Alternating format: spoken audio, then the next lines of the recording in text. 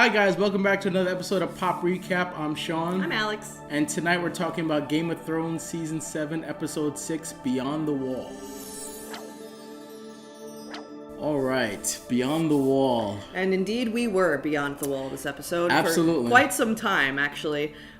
So much happened in this episode. I have my little notes here, so we don't miss anything, because that was insane. They just keep getting better and better, I'm telling you. Yeah, no, and again, it goes to the fact that you have all these slower episodes to build up to something like this. This was almost like an event. And, of course, this was also the longest episode we've ever had of Game of Thrones to this point. Yes, and it didn't feel long, though. No, absolutely not. But can I just toot my own horn for a second here? I just want to say I called the Ice Dragon thing, and also I called the Uncle Benjen saving the day thing when the episode started. I feel like I'm kind of on a roll, and I should probably buy a lottery ticket. Gendry's here. I'm like, guys. Well, you were I'm throwing 3 for 3. You were throwing darts. You didn't know when he was going to come out, but you did call the Ice Dragon thing, which I will give you. We don't have to talk about that right now. Let's build up to it like that. Well, Sean doesn't follow the fan theory, so I can't claim that.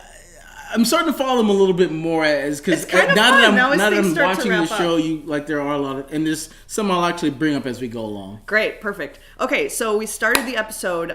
Really interesting shot. We're hovering over Dany's table at Dragonstone, her battle table, war board. Yeah, war board. I mean, and we're going towards the fire, and I just thought that was really nice because the Lord of Light is obviously a very prominent character in this episode. Yes. He helps save them. We still don't know what he wants exactly and what his role for Jon and Beric is. Also, what was your thought on Well, they were kind of it's almost like they're leaving Westeros there and leaving Westeros off of and into the fire. Into the fire, basically. Could also into be, the shit. Obviously it ended with the Ice Dragon and it began with going into the fire, so just kind of a really interesting parallel there. So really nice, quiet, and there's no music. Yeah, it's it's a very beautiful shot, by the way. So we cut right to it's magic hour north of the wall, and everything looks beautiful, albeit cold. For the entire episode, I might add, basically. Until it starts snowing. Well, yeah. And they're basically just walking and talking. It's kind of like a buddy comedy. It was so weird, honestly. Yeah, we got a lot of interesting dialogue before this shit happens, which is actually a nice way to. It's like instead of jumping right into it, like how they kind of took their time. Well, sure, and also we want to worry. We do worry for these characters because we like them all, but it just sort of hits home again their humanity and we want to like them so that when they die we feel sad, or when they don't die we don't, or we feel think sad. They're about to die or something's about to happen, so you're like exactly. So just a few nice little character moments in there. We did actually get some pertinent information that I think is going to come back. I don't think Tormund trolling Gendry on having butt sex with him is part of that. I think he's just. Yeah. But it does answer the question: how do you survive in that and beyond the wall? It's walking is one, fighting is another, but sex is the best. And it's like, oh, okay, not a lot of women around here. It's like, well, we'll do what we have. Gendry's looks right at Gendry. Oh, and he starts backtracking, let me get out of here. Gendry's like, why am I Which here? is, I'm funny. I'm glad that this episode took moments like that to have little levity in there because at the end it gets very serious. So I'm glad that they had time to kind of have these lighter moments. No, it was nice. It was kind of fun, and like I keep saying, this entire season has just been fan service. So this is another one of those moments where we finally get some of our favorite characters just shooting the shit north of the wall. So it was really fun to watch, but like I said, we also get some more important little moments, like when Tormund says to Jon, how many of Mance Rayder's people died for his pride? He was a good leader, he was a strong man, but ultimately, really, how many people died because he was proud? And I think that hits home to Jon again, which we'll talk about later, just sort of reinforces that idea of bending the knee. The key phrase of the season is bend the knee. It's bend the knee. It really is. Have you had that wine? There's a wine, a Game of Thrones wine called. I can't believe you didn't know about this. Again, kind of trying to avoid all Game of Thrones things before. I said, what are you talking about? It's a product. It's an actual wine you can buy and drink. It's Game of Thrones brand or whatever, and it's like a Cabernet, and it's called Bend the Knee or whatever it is, and I'm surprised you haven't had it. I know. Well, I'm on this crazy diet. I can't Well, really... I mean, even before then. Drinking coffee. Right? Anyway, well, I'll have to get my hands on that for sure for the finale. Screw the diet. But yes, let's go back to the sort of walk and talk that we were talking about. Yeah. Some more important moments that we got. So we got John and Jorah having a nice little conversation. Yeah. And I feel like there was a lot of emphasis on Longclaw, the sword, in this episode that I'm not sure we have all the pieces of yet. And it's going to... The fact that Jorah didn't accept the sword means more than, what's on the surface. Yeah, I think it's so much just the fact that, like, John, you're supposed to have this sword. Well, sure, it was a nice character moment, but I think that's also going to be important in terms of John having the sword and Jorah not having the sword or something to do Sure, with I that. agree. So that was nice. Poor Jorah. Yeah, I mean, but I can understand why Jorah didn't take it. He's like, I gave up the right to have it. Yeah. You have it so that you can pass it down to your family. He made a point to say that. I was like, is John really going to have a family? Who knows? But I'm available. Oh, yep. I should write a fan fiction. Oh, Lord. No, I shouldn't do that. Anyways. Okay, so we see a little bit of that walk and talk. They're kind of just walking. Yeah. And then we cut to Winterfell. Yes. And one of the few places we go. Yeah, these episodes are great where you just kind of like hang out in just a couple of places because you really get to delve into what's happening. So Arya confronts Sansa about the letter. I wasn't sure if she was going to like sort of play dumb for a while or if she was going to... Yeah, she pretty much just... Like, she did kind of set up a little bit with that story about her shooting the arrows, kind of like, and her dad cheering her on. Almost kind of just like, you know what, I wasn't supposed to do that. Yeah. But Dad kind of let me do it because he knew that that's kind of the path I wanted to go on. Yeah. And, it was a very nice story that we'd never heard before about her and her dad, which was very touching. Mm-hmm. And then she kind of just like, from that, oh, here's this letter I found. Yeah. What the fuck is up with this? Yeah, so, I think Arya's a little high on her horse right now, to be honest. I think she's feeling a little too confident. I think she's thrown back into this world that she left so long ago that doesn't really resemble anything like she knows anymore. True. Like she's really become a faceless person at this point. We'll talk about that scene that happens at the end of the episode later. But, obviously Sansa tries to explain that, no, this letter, Cersei made me write this letter and it was the only way to save father. It was the only way I knew how. I was a child. And which I'm on Sansa's side, first of all. Yeah, but again, you can see Arya's is like, really, you were a child? Like, Lady... Lyanna Mormont. Yeah, she's a child. You think she would write that letter? And he's like... Listen. Well, I mean... We can't all be Lyanna Mormont. No, okay? Of course.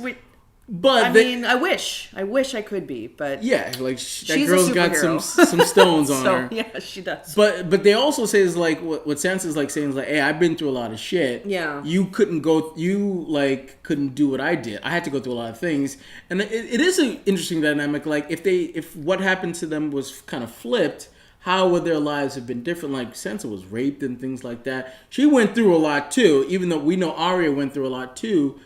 It did change both of them. Like they're not the same people. True. Before they last saw each other.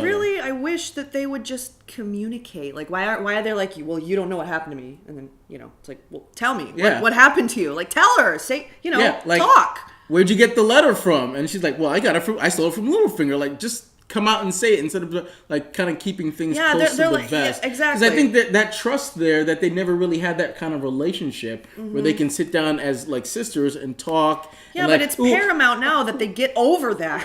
But it's hard to get over it when you never had it. It's not like they were sitting together like, well, let me do your hair and let's talk about boys and whatever, all that stuff when they were younger. That never happened. If they had that kind of relationship, this wouldn't be happening now. Well, you'd think that they would both see the gravity of the situations that they're in and try to understand each other because of that. Like, well, you know what I mean? Anyway. If you don't trust the other person, it's hard to do that.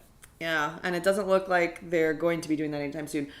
We'll talk a little bit more about that in the last scene, which was terribly disturbing. But yeah, we can't all be Lyanna Mormont, is the takeaway from that episode. So we're back at the walk and talk north of the wall, and Tormund and the Hound are now talking. Have a little discussion, and what a funny moment.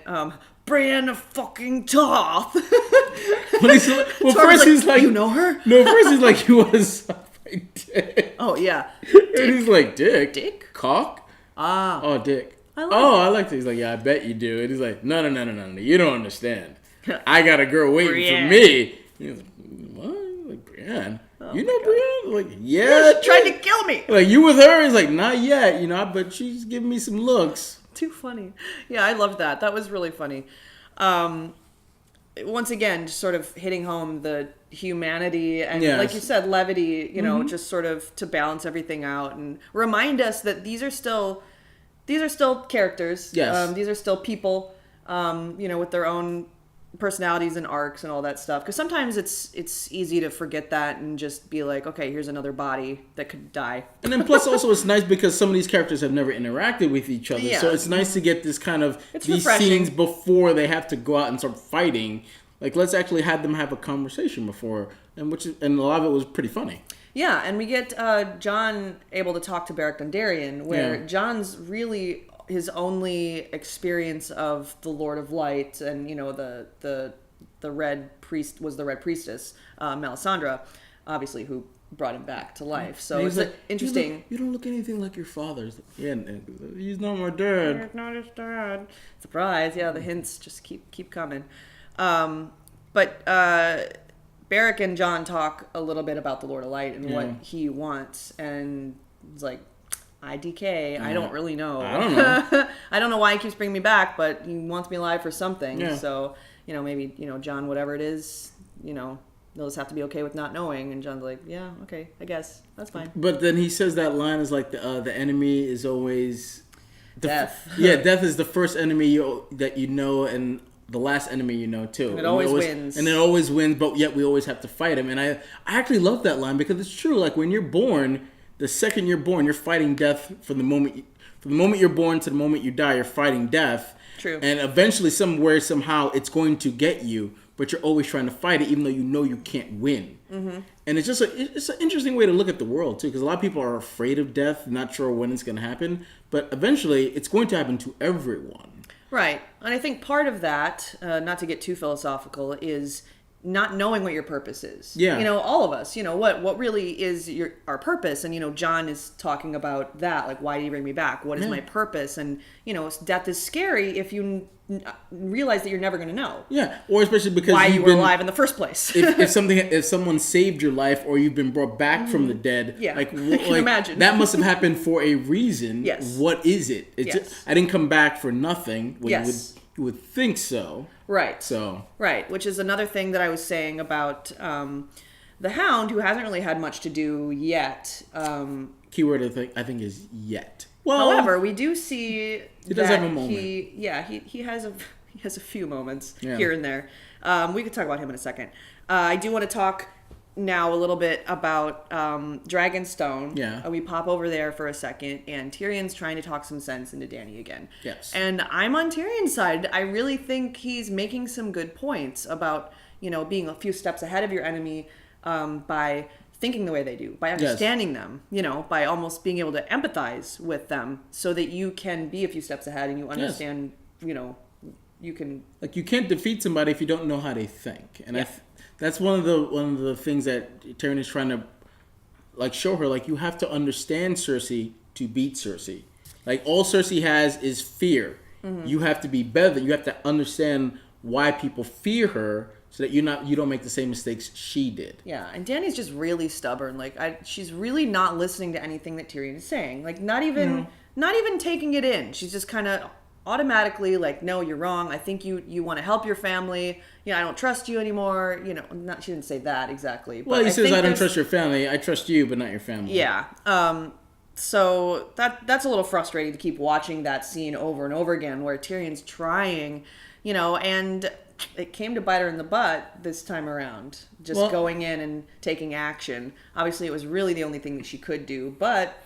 Yeah, I mean, you know, I think maybe now she might see like, oh, okay, this is what could happen if I just barrel in without thinking. Of course, that was a rescue mission, so it's a little different than. Well, she didn't have to bring all three, but that's another story. But she didn't even listen to the fact that like everybody sees what's happening between her and Jon, she doesn't even want to believe that. She's like, oh, he doesn't love me. He's like, yeah, he's just staring at you because he wants you to be a military buddy. Huge dragons. Oh Lord. So she's in denial. And he's too little. He's too little for me. Oh, I didn't mean that. Literally. Tyrion. Oh, and he's, Rude. like, he just kind of brushed it off like, yeah, yes, I know I'm short. Whatever. So and Tyrion tries to get her to name a successor. At least think about it because she keeps going on these sort of reckless death missions. And she's like, well, I can't have another He's like, child. look, if you're not going to listen to me, you could die. Yes. And right now, she thinks she's invincible, and she's really not. She's invincible when it comes to fire. But that's it. Not an arrow. That's why. Yeah. So he's like, well, you're like, you're just the queen now. There's other ways of aligning a successor, not just having kids. Like there's the voting system. There's a lot of other things you can do. Yeah. She doesn't want to have any part of it. So like, I don't care about that now. Let me actually get to the Iron Throne, then we could talk about it. My guess is that eventually she'll name Tyrion, and that'll be a really beautiful moment. And hopefully it never comes to pass. Well, let's see how this story unfolds. I can see her doing that, but I don't know if that would be something that. I think that's why, because they hit it home twice in this episode with Tyrion saying, "Name a successor, name a successor, name a successor," and I really thought it was going to happen in that moment when she jumped on the dragon. She's like, "Fine, okay, you can do it. I'm coming back, though." Nah, she's too stubborn for that. Anyway, well, before she left, she was too stubborn for that. When she came back, she was a little softener, but. There's no way I think she was going to name him. There's a reason they introduced that concept into this episode now. And I'm hoping that it doesn't mean that she's going to die, but there's a reason that they're talking about this. No, but I think as we see her at the end of the episode, she's a changed woman in the fact that now that she's seen what John has been talking about, her perspective now is completely different. Yes. So I think maybe now she might be more open to having that conversation about a successor. Yeah. Before she was just like, I don't want to hear any of that crap. Now she might be like, well, let's actually have a conversation. Like, you know what? Saw the Army of the Dead. I feel like if you look into the Night King's something happened to one of my dragons. Let's actually have a conversation about the future. Because it might not be as bright as I thought. So let's have a conversation about it. Right. Okay. So let's talk now. Let's talk about that bear. Let's talk about that dead ice bear. Yes. Which killed some red shirts. Yeah, we had to kill off the red shirts first, and we all knew that was going to happen. Yeah, I was like, all those extra men, that's just fodder. Those extra dudes. I was like, I wonder who's going to kill that fodder. And then we saw the bear, I was like, oh, there you go. Yeah, at least a couple of them. And then as soon as I saw that bear, I'm not kidding, I was like, Alex is right. Something's going to happen to one of those dragons. I'm not sure how, because the only reason that bear was in there, to kill some red shirts, but to make us understand that yes, animals can get turned too. Yeah, not just reinforcing. People. We've seen horses too. Yeah. We've seen dead horses, but just to reinforce that idea before we see the dragon thing, just so it doesn't come completely out of the blue for us. But yeah, what an interesting.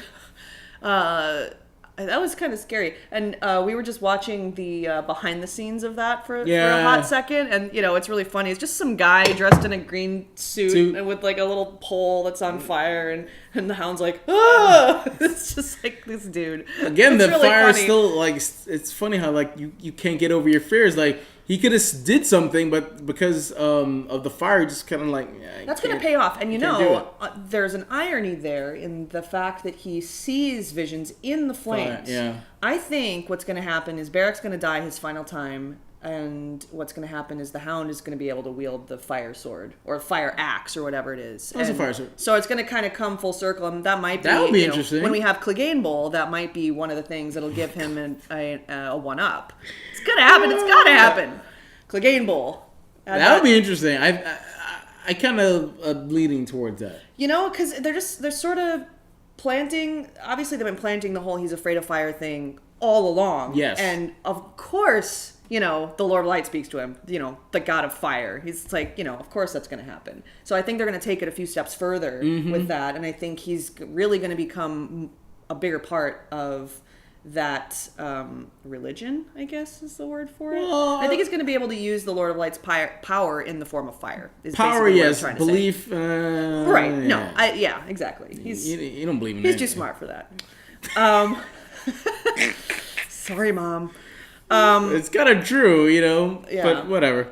So I'm really interested to see where that's going to go because I kind of agree with you because they made sure you knew, like, yes, they make sure he doesn't like fire. Yeah, like even if it means like not saving somebody, he's not doing it. Right, and he obviously, we hung on him for a little while. We were in this close up of him watching Thoros, almost die. Yeah, and he feels bad. Because you can see it. He's I kind of want to do something. Yeah, but he couldn't. That fire is there. Sorry, dude. Yeah. I'll sit here and watch you get killed if it needs be, but I'm not getting involved. So that was a fun scene. And then of course, Thoros gets slashed right. Ooh, that was a nice wound right in there. And then we saw the first sighting of the dragon glass, which they really didn't mention, but as soon as they pulled out, the bear got one. That was it. Yeah, and they really should have brought more, I guess. But anyway. Well, but I mean, we did see that it actually they really didn't. They mined it, and then they didn't actually say it is, but we know that's what it was. Yeah. So Winterfell, we see. Excuse me, getting all choked up about Viserion. Sansa and Peter talking, and Peter's like, "I have no idea what I don't know what's going on." He's like, but we gotta do something. So he's playing Sansa, he's the puppeteer, Littlefinger puppeteer, trying to wedge them further apart. So by planting the idea of Brienne in Sansa's head so that Sansa will send her south. Yeah, only because, like, Littlefinger, I swear, he's doing, like, an amazing job manipulating those two. Because he's playing on Sansa's fear. And that's what people of power do. Yeah. Is that they use the information that they have against you. Mm-hmm. They prey on your fears and the lack of knowledge. Because she admits, I don't know Arya like I thought I did, or I don't know her at all now. Yeah. She's like a completely different person. I'm scared. I don't know. Is she gonna kill me? Is she gonna tell the lords? Like, what is? I don't know what she's a loose cannon. I don't know what to do. Yeah. So Peter's like, yes. Yeah. So my opportunity to plant the little seeds. Like, hey, if push comes to shove and we got to take her out, basically, the only one that will really come into play is Brienne. So if we can get her out of the way, and you need to do what you need to do, there's really no one to stop you from doing it. Mm-hmm. He didn't really say that, but that's kind of what he alluded to. Right. Honestly, because if you don't, she could do something. Right, and of course, Sansa's not going to go down to Winterfell after having that conversation. Me to King's Landing. Sorry, yes, King's Landing. After having that conversation with Arya. Like, she's not going to be like, well, actually, Arya, I'm going to go hang out in King's Landing for a little while. Yeah. It would just prove Arya's point. Yes. So, I guess Peter's whole plan there was to, plant the idea of sending Brienne instead in Sansa's head to remind her, like, oh, yeah, Brienne, she'll do whatever I say. And then, absolutely. Send her instead. And then if something has to happen to Arya, you're not there to intervene. Yep. Oh, Peter, you're killing me, man. You're killing me. They gotta get a hold of him. I'm hoping in the next episode something happens. He's gotta go. He's got to go. I feel like he's going to succeed before they take him out. Something's going to happen where I think he has a win. He has some kind of big win. Well, I think his win is going to get him killed. Yes, maybe. Whatever his win is, but I think that's going to get him killed. Yeah. Or he thinks he's winning. He'll have one last hurrah. And he's going to be like, winning, and then Tiger blood. Or dragon blood. There's a lot of that later on. Yeah. But like that. I think he's going to think like, oh, yes, I got them right where I want them, and then something's going to happen. I'm hoping it happens next episode, because he's starting to get under my skin a little bit. I feel like we might see a little bit of that, but I think we're going to be a lot in King's Landing next episode. I think that's mainly where we're going to hang out. But Sansa's not going to be there. No. So that's what. So we might get a little scene. Yeah, I hope so. Well, we know that the next episode is going to be 81 minutes. So I'm pretty sure there's going to be a nice little scene of the three of them maybe in a room, and Well, we'll see. We'll see. If you guys have any ideas on what's going to happen, post below, because there's a lot of. I think Sansa might kill him. Well, we'll talk about that with that last scene too, because they hit home the dagger pretty hard. Yeah. So, back to north of the Wall, they steal a White Walker, and he's like, man, that thing was some BS. So they come across a little group of them. I wonder what they were doing. What was that? Who knew? Who knows? And then they plant a little trap, they plant some fire, and then they walk up to it, then they do a little ambush, and they're fighting them off, and then John uses Longclaw, thank you. And then he kills the leader, and they all die except for one. And I'm like, really? The one that they captured. Really? Fine. Whatever. Well, they do say it in a line of dialogue later, like, oh, Jorah says, I think, oh, it killed most of them. It's like, we're on to you. It just didn't kill that one. He's like, maybe he turned the rest of them. So I'll bring all the ones I turned and an extra one. Yeah, I didn't turn you. I didn't turn you, but you come with us. You have promised. I don't know why, but you can come with us. Which was like... Plot device. Whatever. Yeah. I was like, hey, I mean, they had to keep the plot device alive. So, I'll give you that. You know. Just I'll give you that one. So I wonder if they're actually going to make it down there before he, for Cersei to see. Oh, I'm sure. That'll be interesting. I'm sure, yeah. Because otherwise, what the hell was the point? She'll be like, yeah, I have one too. His name's the Mountain. I mean, what's the He doesn't talk either. He does what I say. Yeah, and mine's way more threatening. So, well, we'll see. Mine is bigger than yours. Yeah, well, mine is bigger than yours. It's way bigger. So anyway, they're in this gorge, right? And it's like, have you not seen The Lion King? Like, get out of there, man! Yeah, like, Simba's down there. That thing starts screaming, and everybody's like, "Oh, they're over there!" Here they come! Yeah, and they just start charging. Yeah, and so we get this sweet battle scene. And they end up sort of just marooned on this rock. Little rock on the lake. On the lake, which is not frozen all the way through, which is silly because in Wisconsin our lakes freeze all the way through. It's got to be colder in Wisconsin than north of the wall. Well, shruggy.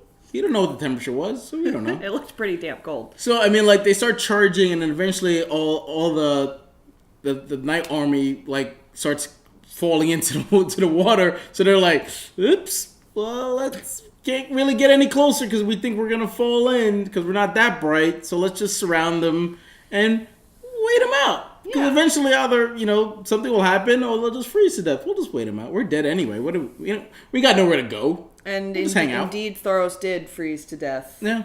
Apparently it's one of the better ways to go, according to the Hound. Makes sense. Barracks on his last life, that was the guy, the only guy who could keep bringing him back from the dead. And I remember how many times. What, 7 times, 8 times? He brought him back 6 times. 6 times. Okay. Pretty sure. I was close. So that happened. So Barracks on his last life. Yeah. So it's nice to know. I appreciate that in a mythology in which people can come back from the dead. I appreciate that they took that guy out so that death becomes more of a problem. Because that, because eventually something's gonna happen.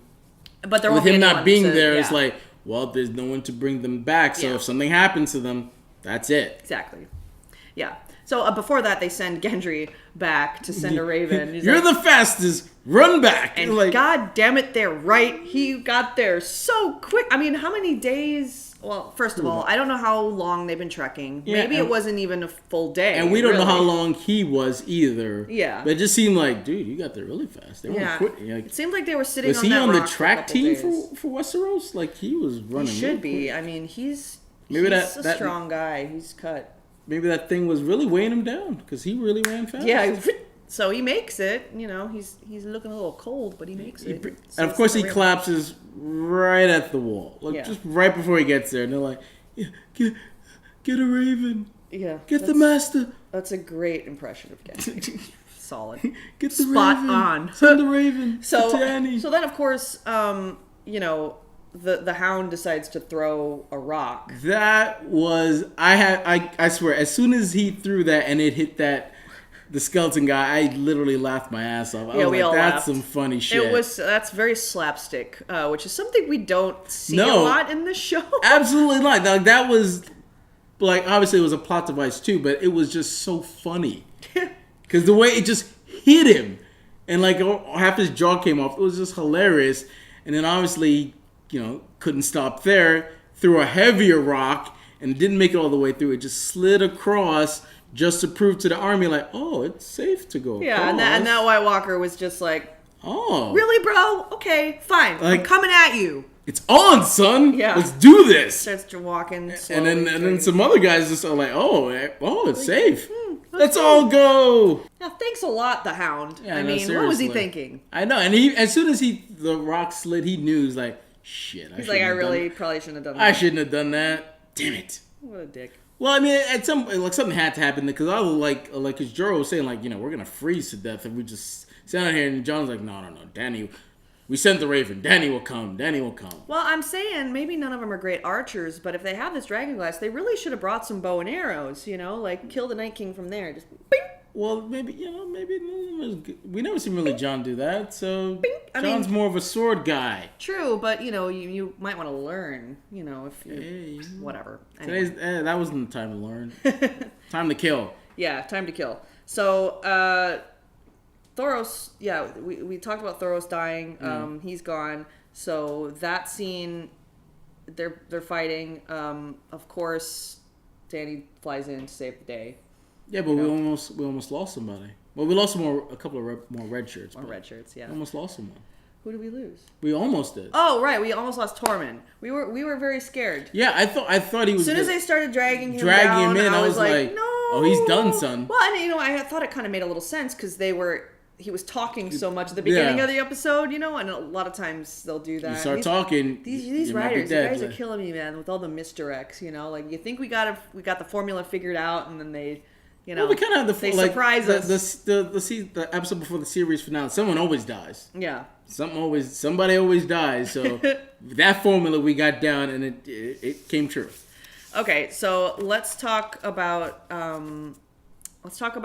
Dany leaving for the Wall. Yes. So we know that's gonna have to be the thing that happens, and she's walking briskly towards the dragons.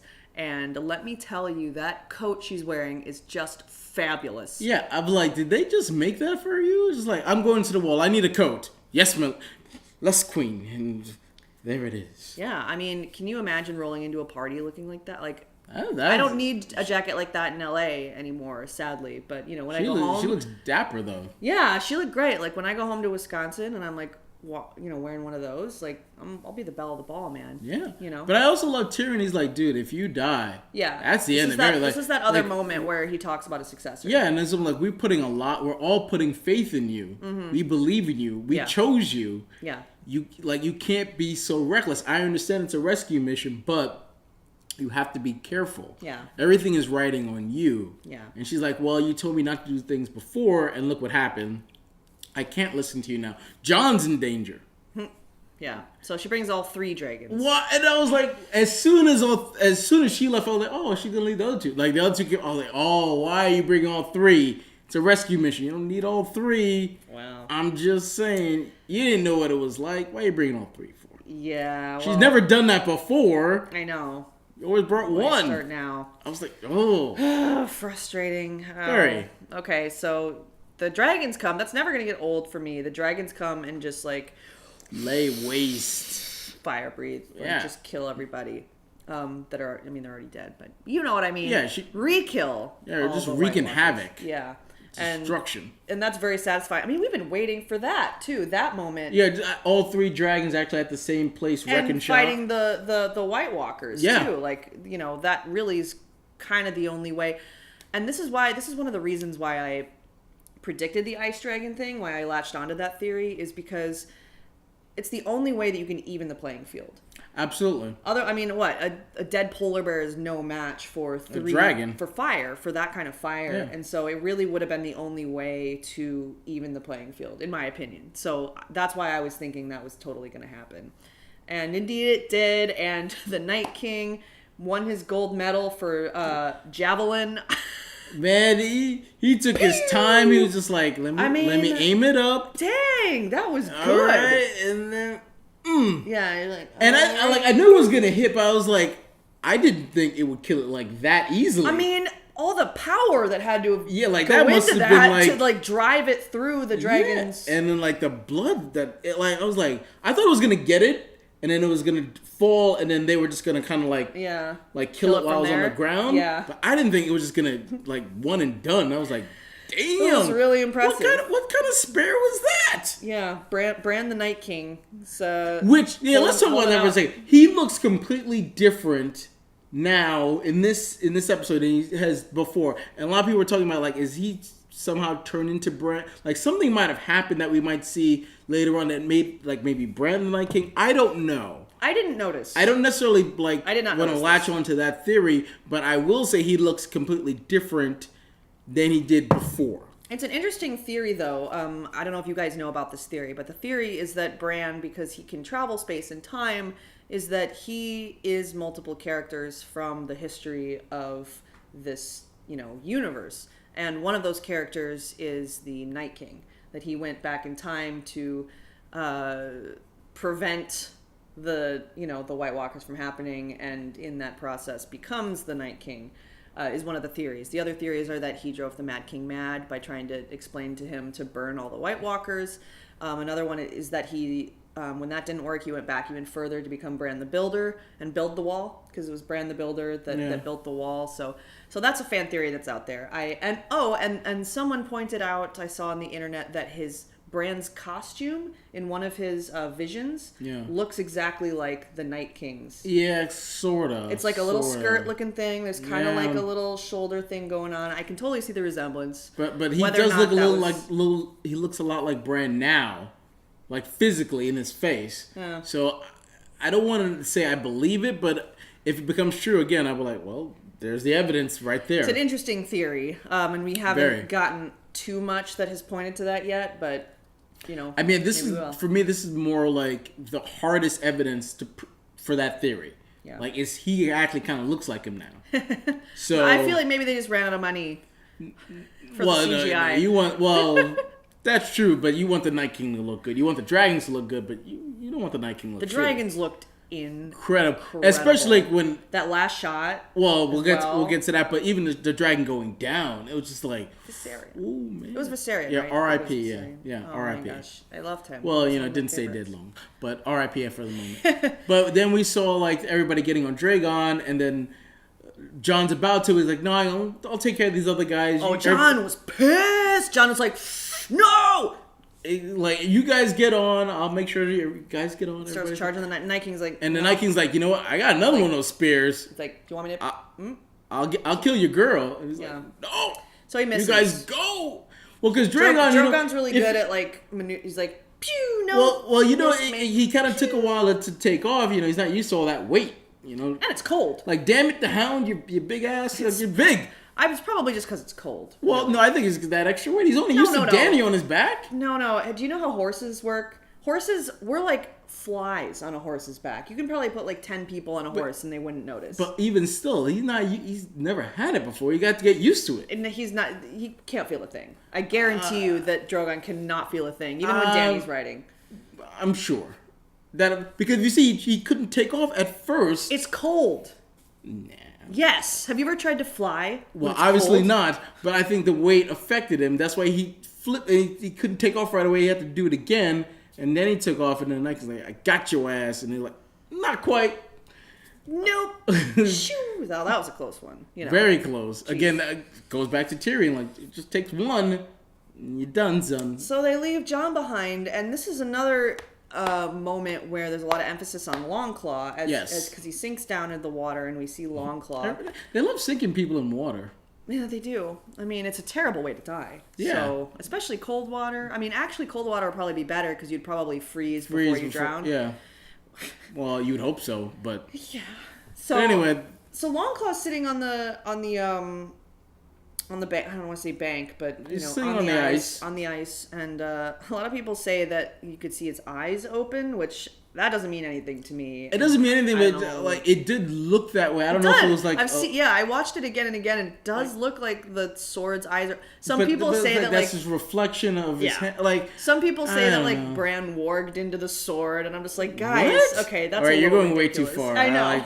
An inanimate object. I don't know if it actually happened. It looks like it happened, but even though let's just say for argument's sake, it did happen. What does it mean? We don't know. So even if it did happen, it doesn't mean anything at this point. I know, but like I said, there was an emphasis on Longclaw. Yes. So, but we already know that it's Valyrian steel. So I wonder why they're hitting it hard this season. Like, we already know that it's we already know what it can do. So I'm wondering why they're doing maybe that. there might be more. Thought we forgot, or maybe there might be more to Longclaw going forward. We don't know. That's what I'm saying. And this is just like, remember then? Remember then? Yeah.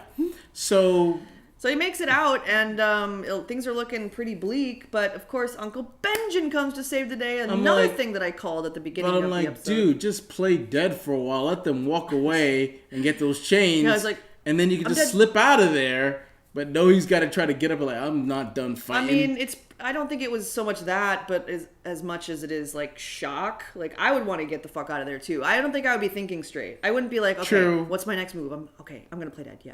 No, I'd probably be like, fuck no! And like trying to get out of there as fast as I can. And outrun them? You're half frozen your damn self. Hey, it's life or death situation, man. I suppose. Fight or flight.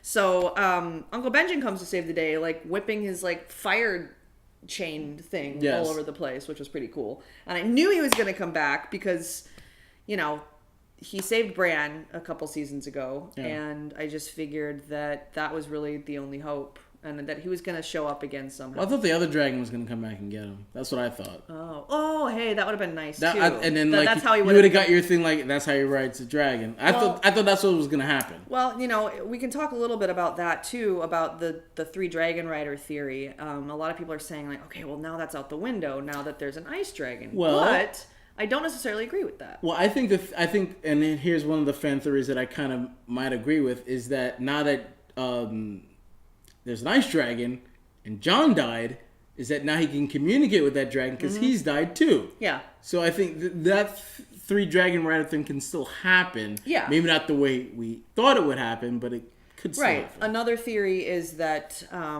Bran can warg into... We've seen Bran warg into animals. We've seen Bran warg into Hodor. That Bran will somehow be able to warg into the ice dragon, and Jon will ride around on Bran. There's a couple of things that could happen in order to fulfill this fan theory that I'm latching onto. So desperately. Well, I don't care as much, but we'll see. That would just be so cool. I want to see the ice dragon in action. I really, really want. We're definitely going to see it in action. Yeah, that's going to be epic. Yeah, it's just a matter of fun. What the hell is the Night King going to do with him? Is he going to like burn the wall down? Is he going to burn a wall in the hole? Or like, is he going to burn one of our heroes? That dragon's going to get used. It's just a matter of when and how. It's also another fan theory that there's an ice dragon in the wall, which I feel like we've depleted our... Yeah. Oh, apparently in the books, like, things are very different, and there is more setup for that, but I don't think they're going to do it in the show. Yeah, people remember, not everything in the book is going to end up in the show. Some things that are in the book won't translate onto a show unless you set it up a certain way. There's been no setup for a dragon in the wall. That would make no sense, only to say, like, yes, you book readers, here's this thing for you. Of course, that's what they have been doing lately. It's like service. It's just like how Lady Stark is a zombie in the book. Apparently, they're not doing that on the show. No, but anything's up for grabs. We know that would just come out of such a left field. I can't see it happening. Oh, look, there's another dragon. What are we gonna do with 4 dragons? It doesn't make any sense. Anyway, just to even it up, I guess 2 ice dragons versus 2 other ones. Right. But I would just be like, no, that's no, I don't think so. So there's. I was gonna mention some other fan theory, and I can't remember what it is now. So whatever, it's fine. There's so many. They're so fun to talk about. Because that's why it's like really, sometimes like I don't. This is really fun because this show started off. There was no like magic in the show for the first several seasons. Like really no magic. Like everything was very. Dragons were dead. There's no more dragons. No one believed that Targaryens could withstand fire. No one believed in the White Walkers. And we didn't really see them all that much. No. There really wasn't any magic. And now, like, look at the show. It's like, all it is magic. You have to get people to understand the world first. And then you can start introducing things like that. Well, I don't think it was so much that as it was... That was just the reality that they knew.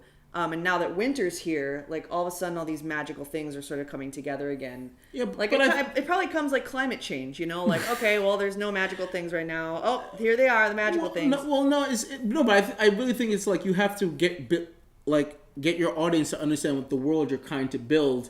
And then once you get that reality base set, then you can start bringing in the mystical and the magical and the fantastical into that world. It's like a good example is like with the Marvel Cinematic Universe, is that you have to start off with reality. So they started with Iron Man, and then once you get that foundation down, then you can start bringing in Thor and Doctor Strange and all these other things. because then you have a base, a foundation. If you started out with, oh yeah, there are mystical realms in your first, like, what? Mystical realms? What are you talking about? So I think you're right in the sense that there wasn't really a lot of talk of that, or we weren't shown a lot of that because you want to get understanding of this world. I think it was both. First. I think it was a writer's thing for that reason, but also I think it just that's the way the world was. True, for the most part at that time, and now things are changing rapidly. Yeah, and then that's why the gate to hell is open, and that's why I didn't understand why people all things are possible. That's a dumb idea. Why go get why go get a Nightwalker for that's dumb. Like, no, actually it makes sense because like Danny said, I understand now because I've seen it. If people of a certain intelligence won't believe certain like night walkers and dragons and things like that until they see them. It's like John when he first saw the dragon, like that's a dragon. When Jamie first saw it, that's a dragon. It changes how you view things when you actually see and experience things versus people who haven't. Cersei has yet to see the dragon, yet to see a Nightwalker. When she sees both, probably in the next episode, it will change her. Which way, we don't know yet. Right. But people's perspective changes once their mindset has been changed. Right, and so Dany's seen it, yes. And she's like, I'm sorry, I'm going to help you fight this to Jon, yes. And Jon's, I like it when they were like taking his coat off and it's like all crusty because it's like frozen solid. Yeah. I've been there. I've been there. I have not. New York is not that cold. Oh, yeah. But everybody was like, look, she's checking Jon out. No. She's checking out those scars and seeing like, yeah, he actually did get stabbed in the heart. He is ripped, though, can I say? Literally and figuratively. Yes. But it's like, nice. But she's looking at those scars like, wow, he did get stabbed in the heart and he got stabbed other places too. So Davos was telling the truth. Yeah. Interesting. Yeah, so that was a really nice moment. They finally like really understand each other. How did you survive that? Yeah.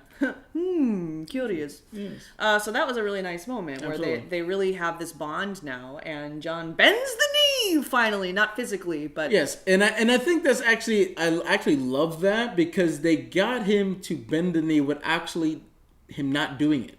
But no, because I think it's symbolic that like it's hard for me to envision him doing it. Yeah. Even though the situation kind of called for him to.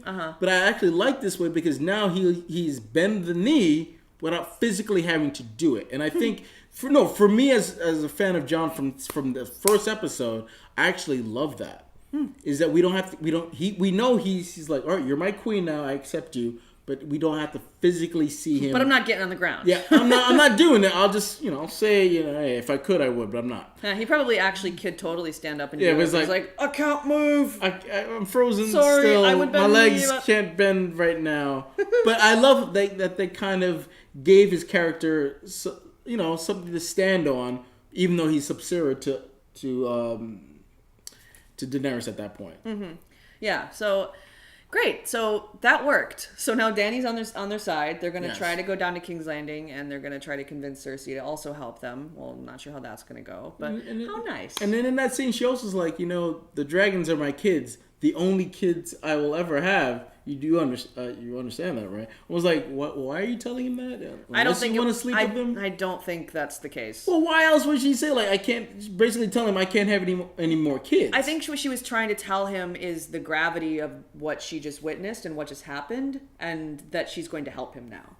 I think what she wanted to convey was how important. Interesting way to phrase that.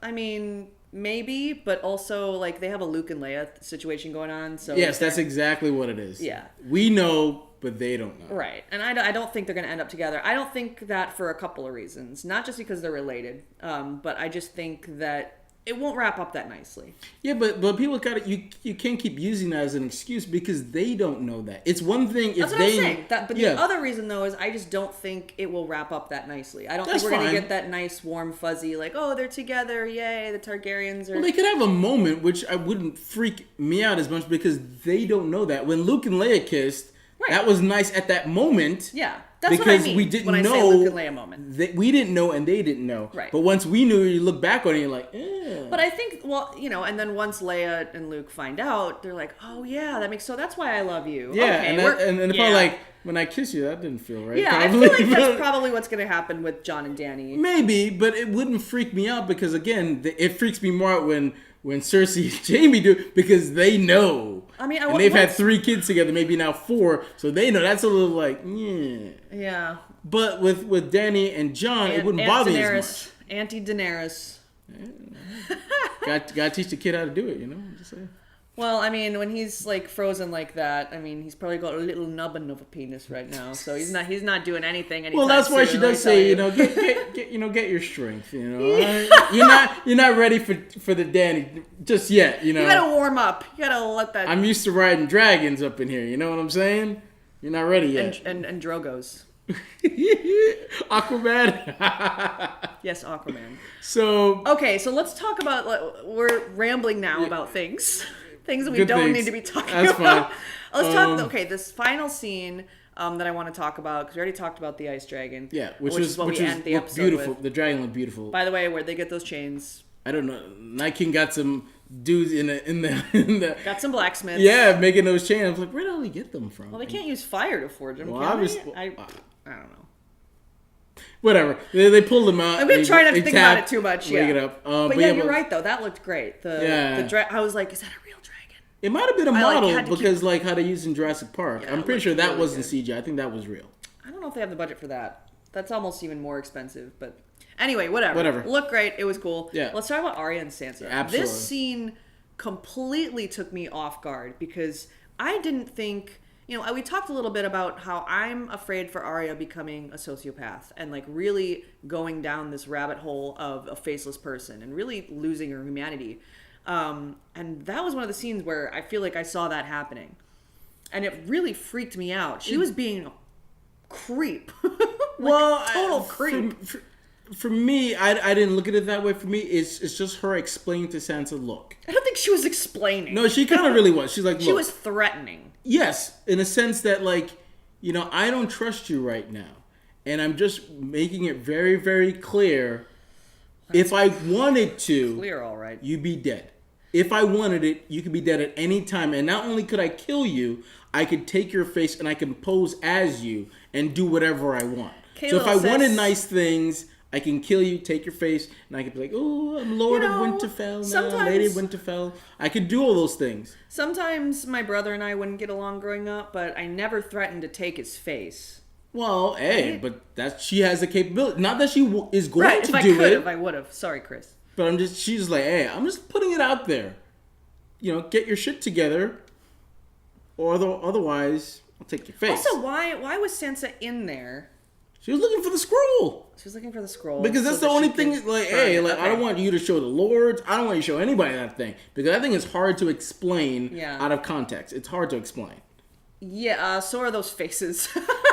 Well, yeah. Anyway, okay, so this leads me to the last sort of fan theory. It's less of a theory and more of a just question to ponder, is the emphasis they put on the dagger this season. Yeah. Something is going to happen with that dagger. Absolutely. And you said this before, that Bran knew when he handed it to Arya. He already knows what's going to happen. Absolutely. And people are saying that when Arya and Bran meet up again, and he actually hugs Arya, and is sort of like looking at Sansa, and Sansa like sort of looks down. That a lot of people are reading into that Sansa's going to be the one who kills Arya. No, I don't think so. Or that Sansa does something despicable. Well, I think he knows that he gave the dagger to her, and now she's giving it to Sansa because I think Sansa's going to use it to kill Peter. Okay.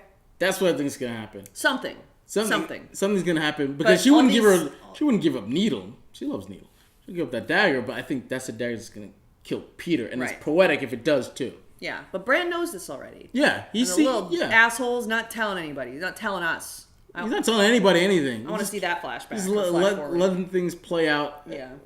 Maybe he'll start telling people. Right. Well, last time he sort of intervened with the past was Hodor. Yeah. And that didn't end so well. That probably traumatized him. We all have some PTSD from that. Also, thank God, we went another episode without having to see dead Hodor. Oh, but I think we're definitely going to see him, though. Yeah. We're definitely going to see him. Okay, well, We touched on everything this episode. Yes. So that was a doozy. Thanks for hanging with us, guys. I know we talked a lot, but this episode so much was... to talk about. Hey, it was the longest episode of the series, so it would take us so long to get through it. Yeah. But I'd love to hear what you guys have to think yeah. about all these fan theories floating around. And, like, it's just so fun. Some people are just reading so deep into stuff that it just... I love it. I love this kind of Look, stuff. a snow fell. What does that mean? It's just snow. Ice dragon. Yeah, it's in like, the wall. Like, guys, relax. I know this show is very popular, but just some things are just that, and that's it. So, like, before we get out, score. Oh my god! Last week I said 9. We both said 9. We both said 9. Yeah. Oh man, I'm gonna give it another 9. I feel like it was on par. I mean, the ice dragon thing might bump it up to a 9.2. Let's say 9.2. Can we do points? Yeah, sure. Let's do decimal. points. Okay, well, great. 9.2 dragons. 9.2 dragons. I mean, for me, it's like that bear kind of, for me, gave it away. Mm-hmm. Even though I was like, all right. And then especially when all 3 left, I was like, yeah, definitely all 3 ain't coming back. Yeah. But besides that, I love the fact that we had those quiet moments before the battle to build up to it. Mm-hmm. So for me, and because the battle scene was not too long, but very satisfying because they kind of did it in parts, I'm going to give this a 9.5. This thing was, I really, really enjoyed it. And even though it was 71 minutes long, it didn't feel like it at all. Mm-mm. It felt like it went by really quick. I could watch like a 5-hour episode and wouldn't even notice. Well, what time is it? Oh, I actually wish they actually, like, the series finale they put in the theaters. I would actually love to sit in the theater. That would be so and watch cool. HBO. Do that. Yes, I know you're watching. Put it in the theaters. Even the season finale. Do it. That would be cool. Yeah, but I thought this episode was incredible. Yeah. Incredible. And I can't wait for next week. Yep. So let us know what you guys think below in the comments. Please Absolutely. subscribe to us because we have one more of these for Game of Thrones that we're going to be doing in the immediate future because next week is the finale. Yes, and then who knows how long after that we'll get another taste of Game of Thrones. So I'll find something to talk about, I'm sure. Well, I'm going to rewatch the series again to get go. a better feel of it. I highly recommend. Cool. So thanks for joining us. Hope you enjoyed, and be sure to check us out next time. I'm Alex. I'm Sean. Bye, everyone.